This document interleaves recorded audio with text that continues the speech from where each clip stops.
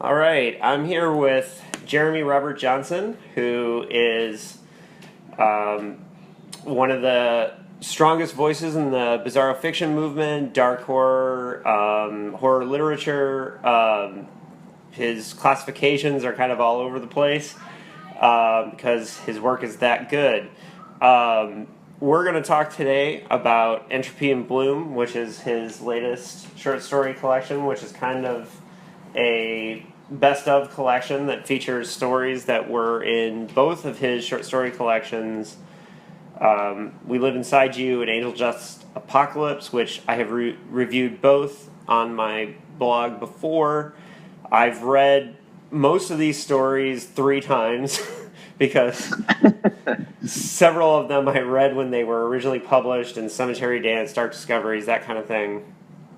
And then each time they were collected. And when I got this book, the new one, Entropy and Bloom, my original intention was to just read the new novella.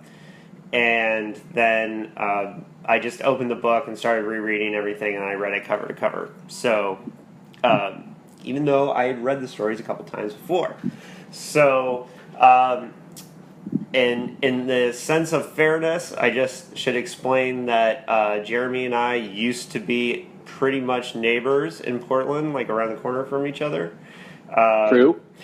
And I've run into him when he was getting his son haircuts, so I have a lot of affection for Jeremy the person, not just Jeremy the writer. However, you'll find as this interview goes on, I am being completely sincere and loving the shit out of this stuff. So let's get into it, Jeremy. So, what's the story behind how? And what we'll do is we'll talk for 10 minutes and try to stay spoiler free, and then, although it's a short story collection, so I'm not too worried about that. But how did this project come about? I mean, a lot of these stories have been collected before. Yeah, it was just it was one of the many kind of weird side effects of SKULLCRACK City really taking off and reaching people. And for a while, there were a lot of folks in New York at different publishing houses reading SKULLCRACK City and trying to figure out why people were reading that book, and then contacting me and seeing if I was planning on writing any sequels or other titles. So as part of that, an editor at Nightshade Books contacted me and said, hey, I'm wondering what you're doing next, and I'm also wondering if you have any interest in getting your short work out to a much broader market and out in hardcover for the first time, and kind of having your short work serviced more broadly in the print market. Because sometimes, with Lightning Source and Amazon, they've had an odd couple of years. And so there's been times where both the print editions of Angel Dust Apocalypse and We Live Inside You have been weirdly, temporarily unavailable and things like that as they're trying to squish everybody over to create space. And so I thought, sure, those collections have done what they were going to kind of do, and it was time to see if we could reach a new audience with it. So I bit and said, yeah, let's, I don't have another novel in the bag yet, but let's definitely roll on the collection. And I said, would you mind if we did just kind of a greatest hits compilation where I'll go through and we'll put in all the most popular stories, and then I'll throw a new novella in there because I want longtime readers to be more excited about this book, especially people who already have all the work in pre-existing forms. And he said, of course, yeah, please get us a novella. And so I wrote Sleep of Judges, and that ended up being almost 30% of the book now is new, and then the rest is what's ostensibly, or at least from a reader's point of view, my best short stuff. And it's been awesome so far. It's been out there in all the stores, and the hardcover edition's really lovely, and it's my first time having my name on a dust jacket, which, as a book nerd, was kind of cool. So it was just them seeing a need and hoping they could find a way to put my weird stuff out in the mainstream market. So far it's been really cool. So I'm going to look at the table of contents, and we're going to kind of go through some of it. The primary focus that I try to look at when I'm talking to authors for these bonus features that I do on my blog is to talk about the process of writing, because most of the people that subscribe, for example, to my YouTube channel are a lot of writers and people that kind of get into that kind of thing. So we'll talk a lot about that. But first and foremost, introduction by Brian Evenson. Did you totally geek out on that? I mean, that's awesome. My gosh, yeah, I still can't believe it happened. You know, it was one of those things where, you know, his short fiction is magic. Like I genuinely, I go through a lot of my favorite writers and I look at their short work and their long work, and I take highlighters to it and I analyze it and I try to break it down and understand how they do what they do. And Brian's stuff just has this weird kind of alchemy that I can't even crack. Like, even if I wanted to exploit some of the tools and techniques he uses, you know, the only thing I've really found that I can lean on consistently is how often he uses the word maybe or possibly. And I think that really helps set up the eeriness and the unstable realities in his work. But yeah, so, you know, I was a huge fan from back when, you know, Last Days was this surprise hit on the Shocklines message board. So that first edition was out, and people were saying, you know, and it was people I took really seriously, like Ellen Datlow and Peter Straub, and they were saying, you got to check out this Evanson guy. He's amazing, and he was, and so I've just been following him since then, and yeah, I totally geeked out. I mean, I'm geeking out right now. So right. Yeah, it was amazing, and to have it be such a kind introduction to, and to kind of perfectly set that up, and the fact that the last sentence of the introduction is like this perfectly Evansonian thing about a questionable identity and being altered by the act of reading and stuff was just, I adored the whole thing. So I can't thank him enough, you know? Yeah, my favorite Evanson short story is Any Corpse. So, yeah, and one of the reasons why I bring that one up is because in style and tone, it reminded me of your work too. So. Oh, well, thanks. I was just gonna say that's one of those that's was extra. It was just like, okay, it's like he's already great at doing slam dunks, and on that one he was like, well, on this one I'm gonna do a triple twist and use this totally weird linguistic kind of alien approach to tell this story too. And I was just so impressed by that one. Yeah, I love it. So sorry to geek out on Evanson, but he wrote the introduction to this book. Yeah. So, yeah, League of Zeros is... now, why did you pick that story to go first? I think it's just tradition. Like, it was, for a lot of people, it was their kind of gateway drug, their first taste of bizarro fiction back in the day. You know, just when the term was being coined, Angel Dust Apocalypse was doing the rounds, you know, in 2006. That was its big period. And so for a lot of people, that was the first, you know, quote, bizarro story they'd read. And then,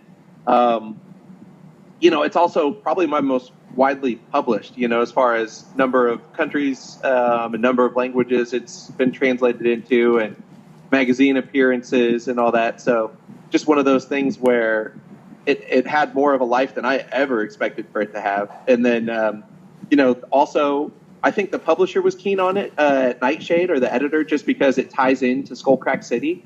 Mm-hmm. So you'll notice, you know, there's a skull on the cover of the book. And then the very first story is tied into SKULLCRACK City. And then the very final piece is maybe tied into SKULLCRACK City. So they definitely were interested in trying to ride that wave with the popularity of the novel. Okay, so you beat me to one of the questions that I had about League of Zeros, because I wasn't quite... I thought it was connected to SKULLCRACK City. Now, has the germ of SKULLCRACK City come from that story in the beginning? Because that's one of your older works. So has SKULLCRACK City been... I mean, I think I know the answer to this, but SKULLCRACK City's been floating around since that short story kind of came out, right? Yeah, it was something I was supposed to write in between 2006 and 2007, and that year, instead, I got a job working for the bank, and I got my first home, and those things kind of wiped out my writing tempo and all that. So it was going to be two different pieces that were tied into pre-existing short stories, Extinction Journals, the novella being tied into the short story Sharp Dressed Man at the End of the Line, and then SKULLCRACK City being tied into League of Zeros, because those were the two most popular short stories from Angel Dust Apocalypse. So the idea was, okay, let's tie these in and get them out there right away during the kind of burgeoning years of Bizarro. But that didn't happen. And instead, it was 5 years before I even got another short fiction collection out. And then, another 4 years after that, before my wife was, saying, hey, you've got the time now, you're working as a stay-at-home dad, but our son is finally off at kindergarten, so let's get it going. And, really dove in and finally took a crack at SKULLCRACK City. Well, right, and it's just speaking personally as somebody who every time I saw you around Portland would be like, when is SKULLCRACK City going to be done, buddy? Yeah, no, I got harassed for years on that, because I think in the back of Siren Promised, the paperback edition, there's actually a description of, SKULLCRACK City 2006 coming soon. Right. So I did that to myself, and I was talking about it in interviews, and I really thought it was something that was going to be written that early. And in retrospect, I'm thankful that it wasn't, because the ideas I had for the original version of SKULLCRACK City were a lot more pastiche and a lot more weird, without the same kind of heft that I wanted the story to have. And so, honestly, I'm glad it took that long, because it turned it into a very different book than the original one that I had planned. Right, and that's happened before. I mean, Quentin Tarantino was, I don't know how long he was talking about Inglourious Bastards. Right. And, which, I would still love to see the miniseries script version that he wrote for, what was it? I think his plan was for Adam Sandler and Eddie Murphy, which is just totally... Oh, my God. But bizarro, but whatever. League of Zeros, I think, was a perfect choice for the beginning because of its connection. I hadn't thought about the fact that it does kick off Angel Dust, right? Yep. Okay. And so my next question is about the Oarsman. The Oarsman is absolutely one of my favorite of your pieces. I read it when it was in Dark Discoveries, and of course, We Live Inside You. So this is my third time reading it, and even though I knew that it was science fiction, but really it's a tone piece, right? Yeah, I think more so. I mean, the concept, the science fiction concepts are there, but it's, I think, more about the tone of just being in the head of psychopath, right, who happens to be in outer space during the apocalypse. Right. Right. Yeah. It was more about that kind of feeling to it. Well, and certainly there was a part of me that was like, oh, I'd like to see Jeremy in space more. But the Oarsman, I think, the Buddhist ideas, I think, did those come first before the setting? Did you want to explore the Buddhist ideas in the story, or did the setting come? Yeah, that was a pre-existing idea I had, just about the idea of, what happens if you weaponize empathy, because I'd been staying up late and right before bed, my wife liked to read these basically Buddhist books to me, and I was getting this really weird sense of both empathy, but also this kind of existential dread about, okay, well, beyond the ego and beyond the self, there's not that much importance to human existence. And, the more I thought about the universality of the human race, the less my identity made sense. And so I was already kind of obsessed with this idea of empathy as being dangerous, as the idea of us all being connected, essentially negating the need for human life or even the desire for it. And so that concept was always there. And then I got contacted by Hernan Ortiz and Viviana Trujillo that run the Fractal conference down in Medellin, and they said, we'd like you to write a piece about your vision for the future. to be read at the conference, and on our opening night. So I said, okay. And then they said future, so I thought futuristic. Oh, okay. Let's start this in outer space, kind of looking down on the globe as a whole, And so that was the onus for adding that in.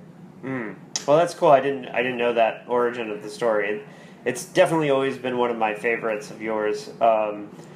I just love the tone of it altogether. Now, after that, and I'm not going to do every single story, but the gravity of Benham Falls. What was interesting for me is I'm positive I've read it before, but because I remembered you doing a ghost story before, but this time, this was one that a story impacted me more this time than other times that I'd read it in the past.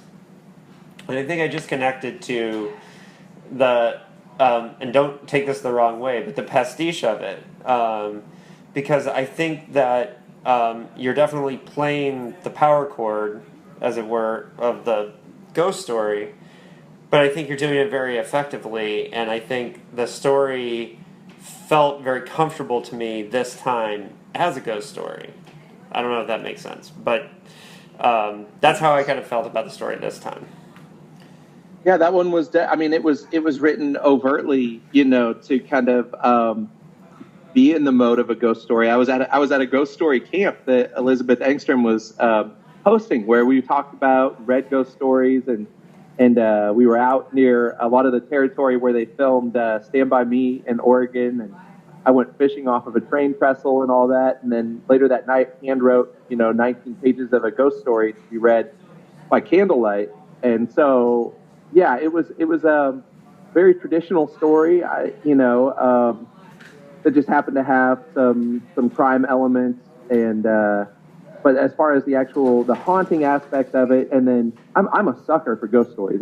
That's one of my absolute favorite kind of horror tropes is the haunting and the business that's been left unfinished and the corpses resting there and the wrath and all that. I've always been a sucker for that since I think I saw The Changeling when I was a little tiny kid.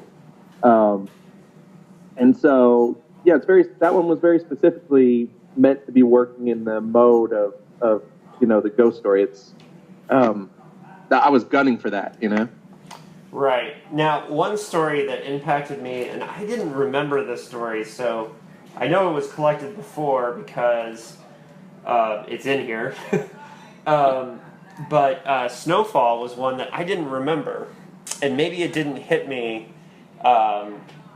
before, and this might be a little bit of a spoiler, so warning for people who, well, this is actually a huge spoiler for the short story, but I want to talk about the creation of this one, because it's from the beginning of the idea of us talking, I wanted to talk about Snowfall. I'm correct in assuming that kid is in a house surrounded by basically a wildfire in the story, or am I reading that wrong? Nuclear detonation. No, it's I got the idea for that story after seeing those images of after the bombs dropped in Hiroshima and Nagasaki, and there were those images of the kind of the blast figures on the wall where the concrete was scorched, but the white imprint of where the bodies were standing was left on the wall. And so that image stuck with me forever. And so actually, the idea is that it's the first snow of basically nuclear winter that this kid is experiencing.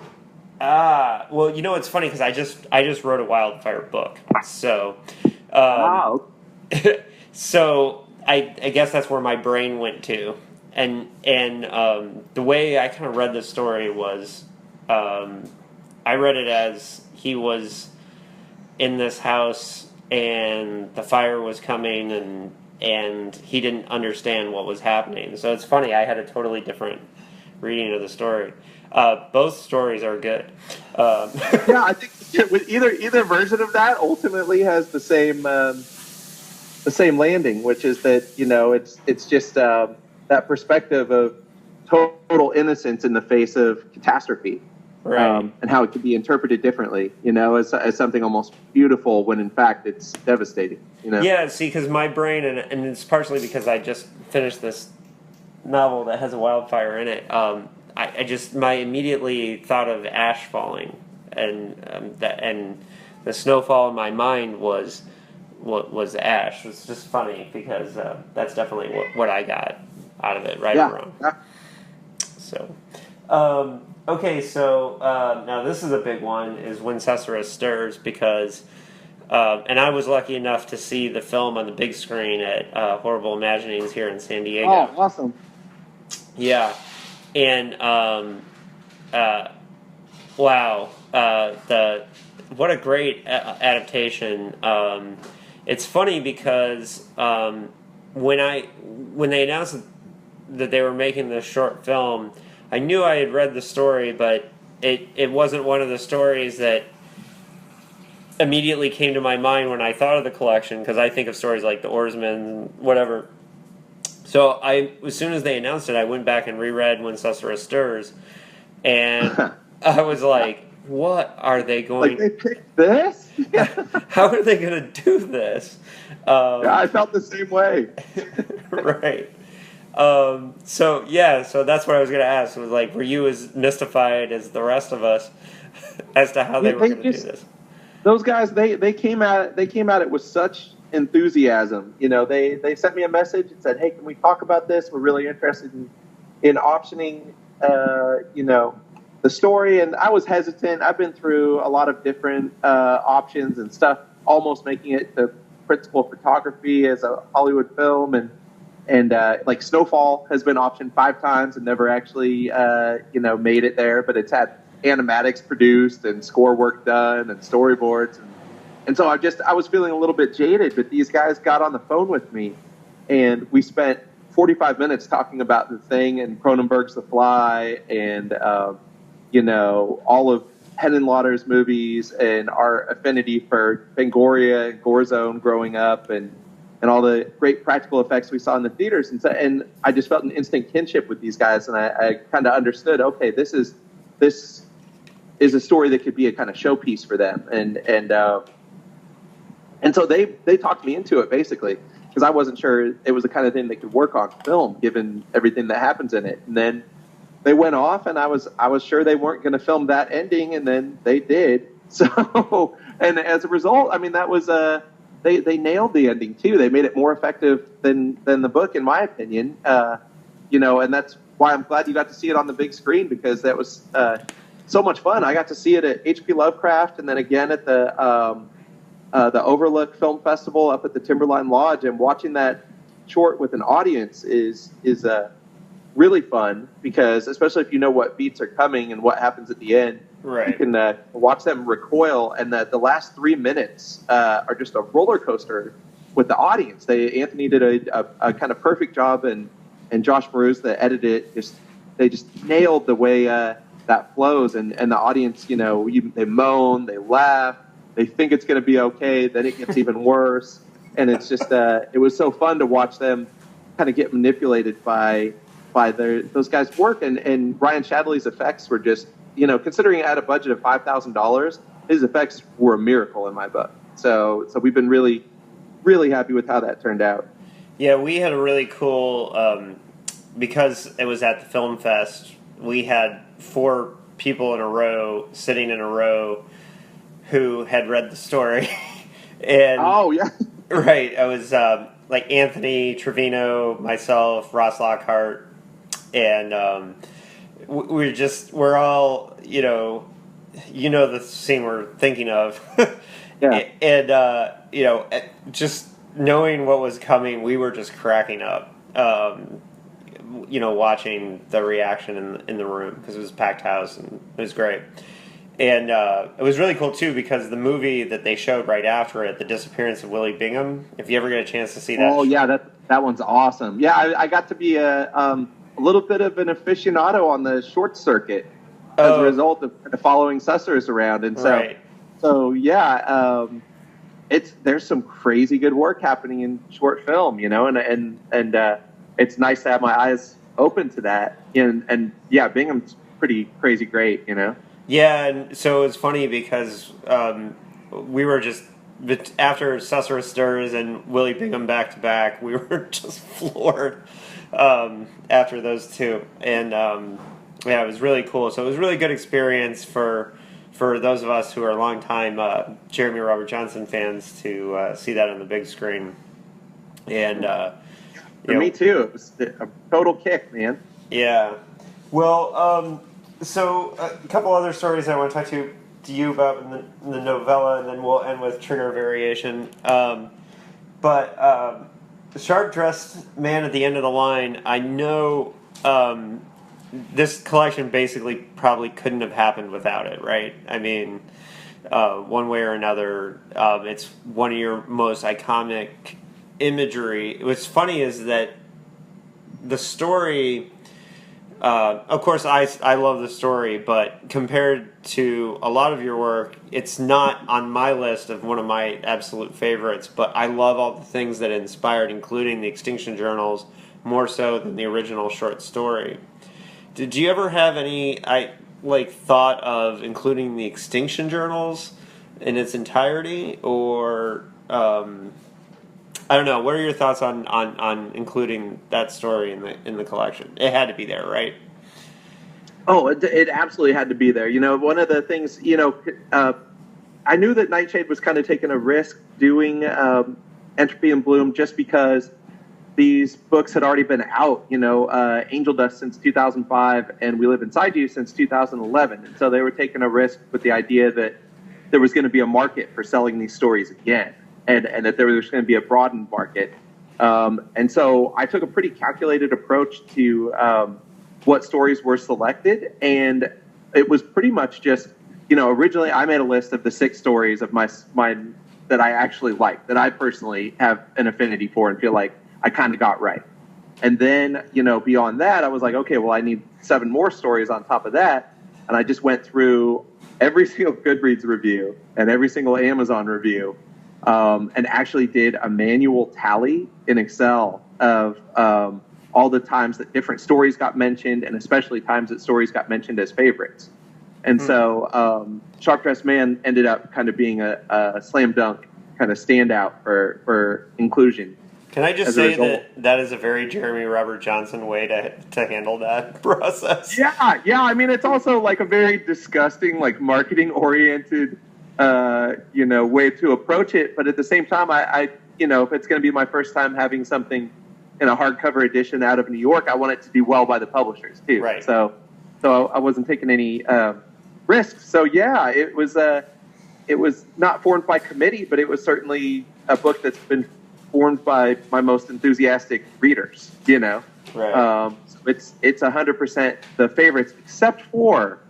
There's one that was pushed out to number 14, which was called Saturn's Game. And the editor actually had me switch out another story that was going to be in there called The Laws of Virulence. But we had too many parasite stories, and we had too many stories where children die. And as a result, Laws of Virulence had to be switched out for Saturn's Game, where the kid doesn't die, he's just terribly traumatized. So... it was one of those things where that ended up in just because it couldn't quite be basically because Laws of Virulence was too nasty of a short story. So when you get an email that says you have too many parasite stories, does that just make you laugh? It did. And it was genuinely, we've got too many parasites and we have too many dead children. And, he was like, obviously, we want to keep Cathedral Mother. He felt that was the stronger of the stories with parasites and dead children, and so we opted in that direction. But yeah, it was. I laughed for like 2 days, and then I was a little bit disappointed though because I think Laws of Virulence belongs in there, but I understand where they were coming from. Well, Sussur Stirs is a parasite story too. It is, and it's implied that many people potentially die there. Pretty much everybody in the lots of children, at least. So yeah, but there it's more just implied. Yes. Well, I actually put this book on my paranoia shelf on Goodreads because a lot of the stories have a healthy dose of paranoia, including the the new novella, and Flood of Harriers, which I remember reading in Cemetery Dance when it was first published, and that one has always created a very firm picture in my mind with the setting, like the being on the road, the rest area, and everything. So that was one that, like, when I first saw the table of contents and saw what was in there, it was like immediately like, okay. Even when I didn't think I was going to read it cover to cover, when I wasn't going to reread stories, I knew I was going to reread that one. That story, in my opinion, plays the suspense and paranoia very well. Was that like the jumping off point for Flood of Harriers?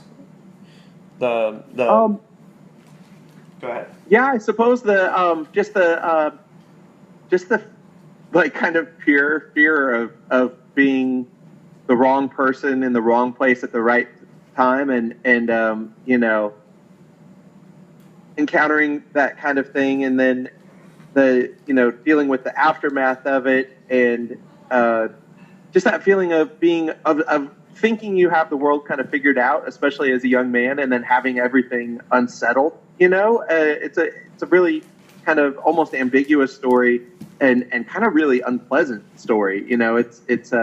It's all hard edges, but the paranoia is a huge part of that just constant sense of something is coming to destroy you, and then mixed in with the idea that maybe there's some destruction just owed to people in general for their behavior, or for the behavior of their tribes, of the societies that they, or cultures that they chose to move within, Mm-hmm.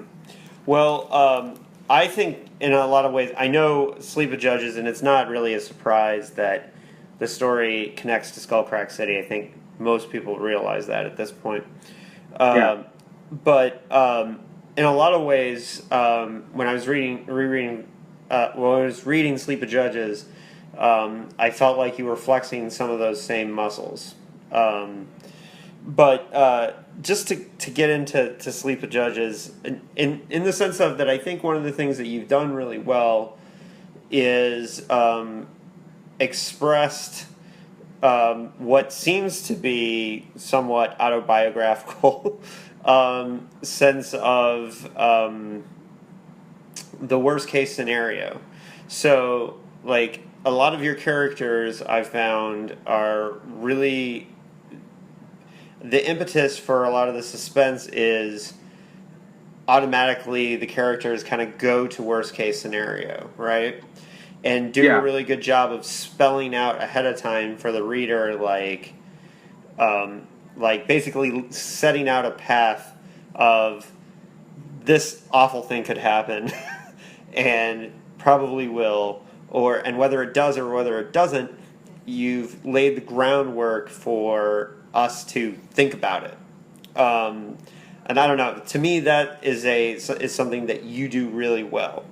And Sleep of Judges, it seems like that seemed like the jumping off point for Sleep of Judges, besides the fact that it seemed you're obviously connecting it to Skullcrack City, but that fear, that paranoia really felt to me like the jumping off point for Sleep of Judges. Yeah. I mean, that's a case where I was just exploiting actually getting burglarized. It was a really easy place to draw fear from, because it's really shitty and traumatic when your home gets burglarized. So, I experienced it as a young man. And I watched my parents go through it, and it didn't have the same impact on me. But now having it happen to me as a husband and as a father, and feeling like, oh, why couldn't I have stopped that? And watching my family deal with the emotional aftermath of that, and them being unsettled, and them living in a state of kind of fear and paranoia, and not being able to help them through that necessarily, or deal with it myself. Having all those experiences turned into something where, within the space of less than a year, I was very ready to write The Sleep of Judges. So yeah, I would say the first third of that is right on the border of just being my actual experience of it, including the scene of the guy running around terrified all over town that his home is being burglarized again and trying to set up and fortify the place. Even now I've got 3 locks on every window. It's absurd. So I'm still dealing with the aftermath of it, but Sleep of Judges definitely helped me to kind of process that and at least put it out into the world and put some interesting facts about burglary in the story too, that I didn't know until it happened to me. Well, and I think I think a lot of times building suspense is often rungs in a ladder, right? You have to create a platform to take those steps where you're going up towards the suspense.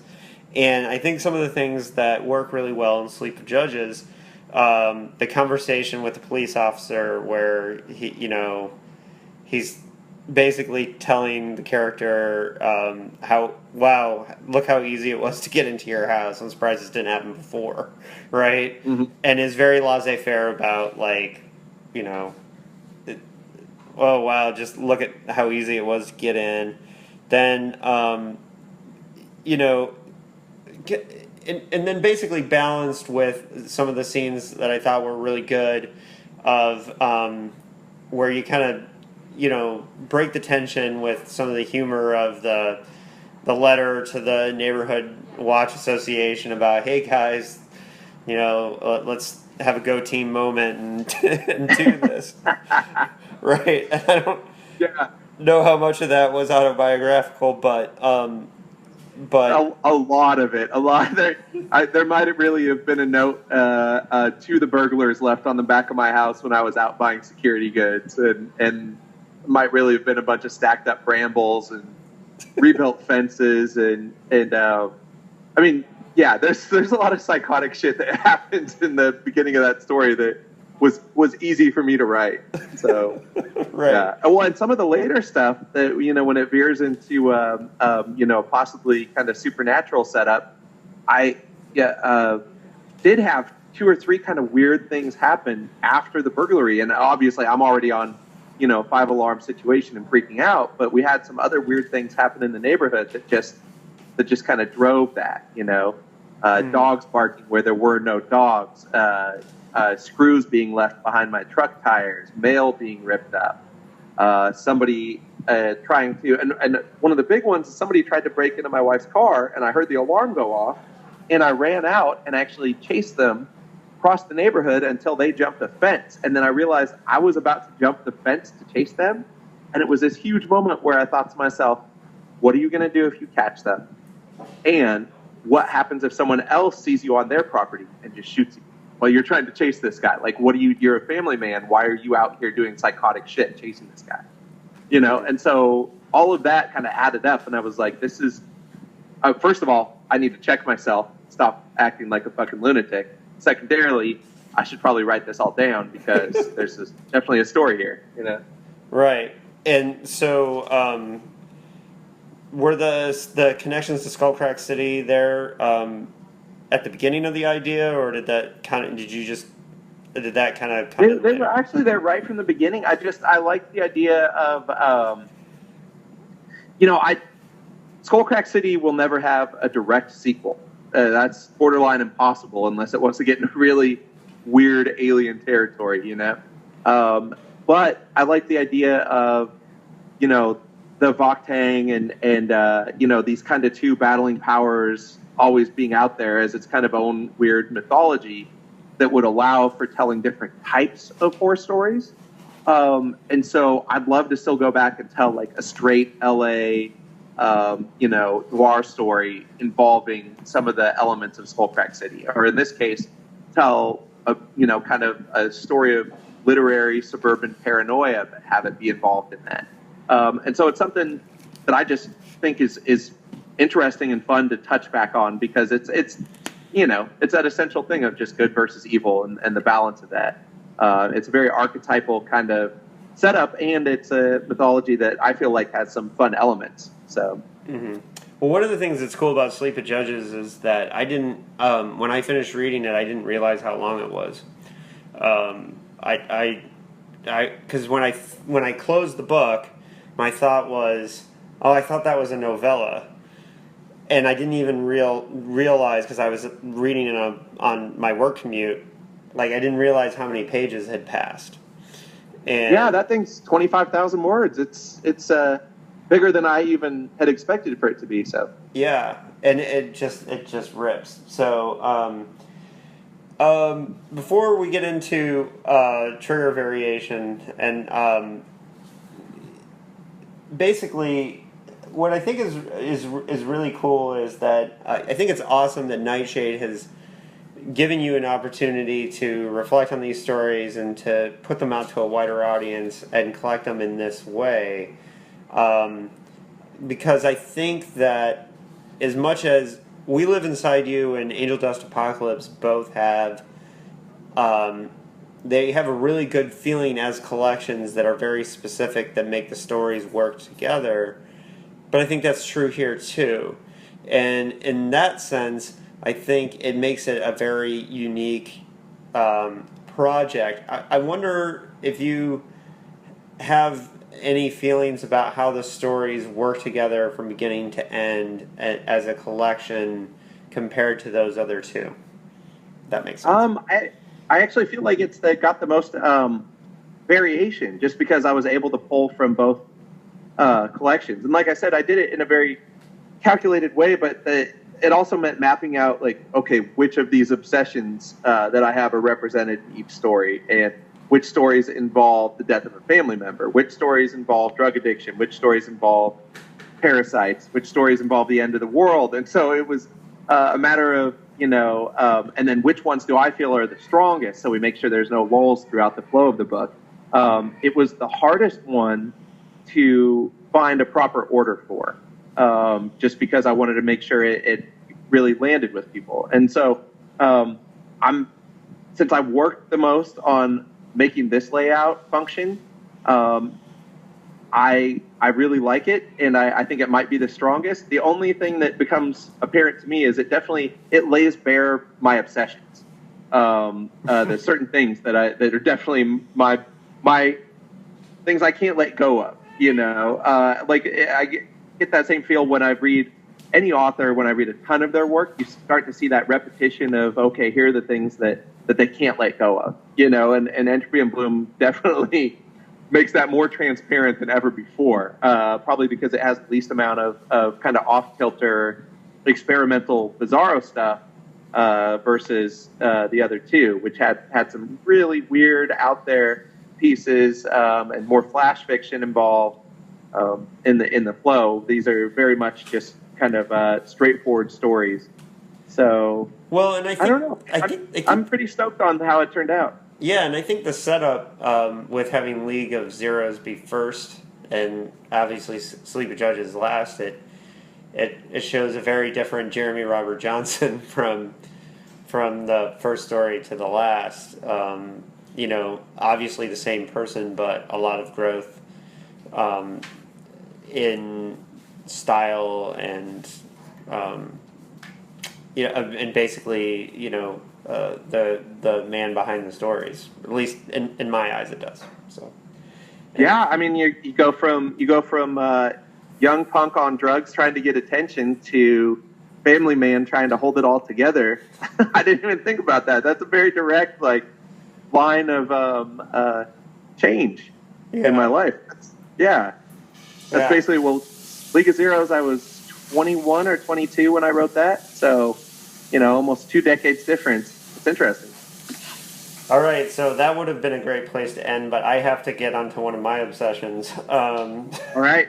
So, and the reason I save this for last is because, and this is going to take me doing a little explaining for the uninitiated, but there's a story in there, Trigger Variation, which was in an anthology that I edited. So, that maybe 10 of us have read, but I had really good intentions. I didn't know what I was doing then, and probably could have done a better. I would definitely know how I could do a better job today. But I'm still glad that we did the anthology because a bunch of really cool stories came out of it that ended up in other people's collections. And one of those stories was Trigger Variation, which was really interesting because I have a very unique relationship to that story and we can get into it a little bit, but the story, for those who may not have read it, is about a kind of a cult, a offshoot of straight edge called Endliners. And why that story was such a weird one for me was because in the 90s I was a part of a movement within that kind of sprung out of activism that I was a part of called Hardline, which a lot of people associate with straight edge, although we were very specifically telling people we were not straight edge. But there were a lot of things in Trigger Variation that made me very uncomfortable. Me too, dude. Yeah. When I read it, because at the time, I was still very sensitive about Hardline and very protective of, my place in that movement. And it was funny because when that story came in, I almost felt like I couldn't judge it accurately. I had my editing partner, Gabriel, basically, I said, you have to tell me if this is good or not. Because I'm too close to the material. Like, the story seems really good to me. I really like the ideas, but the Endliners almost seemed like a bizarro world, like an opposite, like a positive, negative, end of the battery version of this movement that I was a part of. So I almost felt like, and we didn't know each other very well then because I had moved to Portland. We had only met online. I almost felt like, is this guy fucking with me?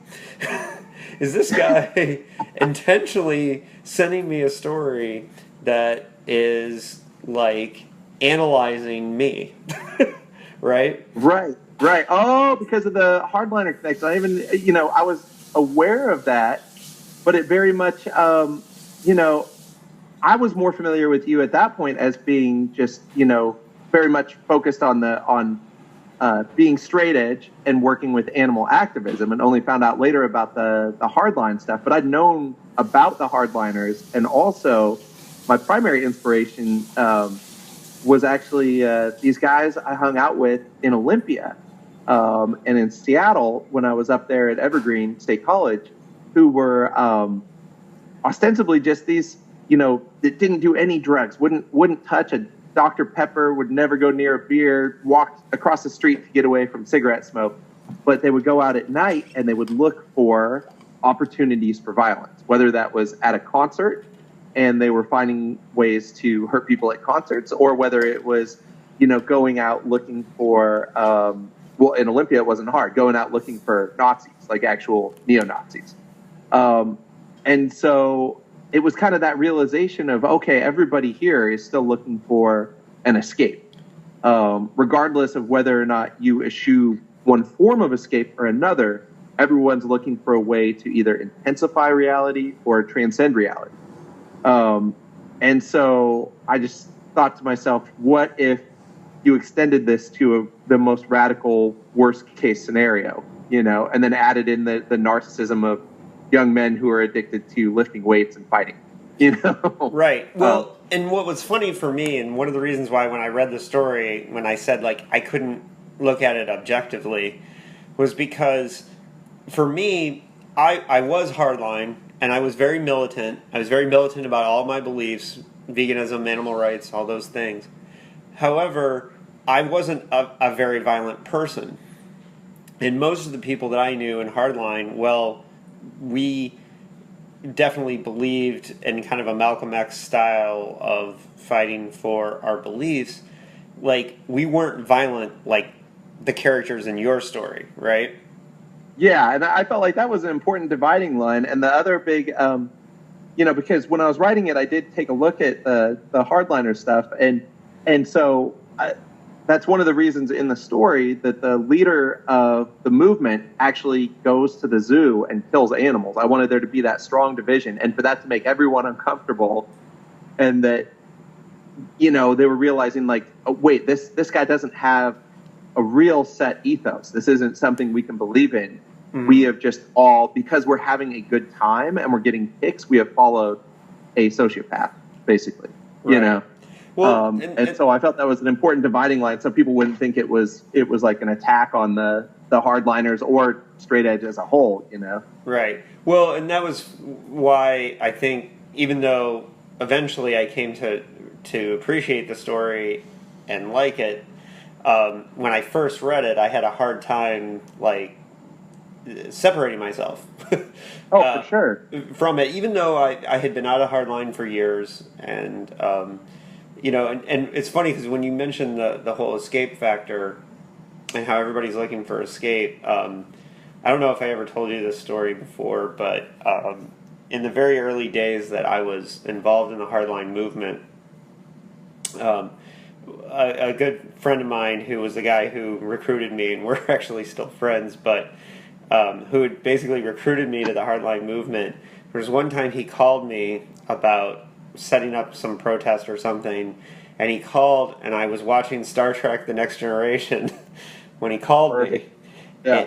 And he said a line to me that we still laugh about it, where he said, "It's okay, hardline allows for relaxation to avoid burnout. So it's okay that you're watching Star Trek." So have your track, dude. You can skip this protest. You need some track. Well, we still had to go to the protest, but we could watch Star Trek at night. That's to avoid burnout. And now this guy burned out of hardline very quickly soon after. And one of the things that we joked about was that the fact that he was thinking that much about how to avoid burnout was one of the reasons why he was heading straight towards it. Yeah. But anyways, and the reason why I tell that funny story is that I get some of the aspects of trigger variation where the story is very much about how everybody is in a situation, even when they get into something that they think is outside of society, they're all looking for escape in different ways, right? And yeah, and then and I think for that reason this story works. But I just thought it'd be funny to at the end of this talk about, because I never mentioned to you before how uncomfortable that story made me when I first read it. I always wondered, because you never really specifically mentioned it, and I thought it was a risk even sending it to you guys. I was like, well, this is the story I wanted to tell, but I had hopes that it wouldn't make you uncomfortable, you know. Well, it did, but it was okay. Sorry, dude. No, it's fine. I think it was it was really good for the collection, and in the end, I had to put myself, you know, my personal feelings away from it, and just say, you know, is the story good? Is the story not? You know, and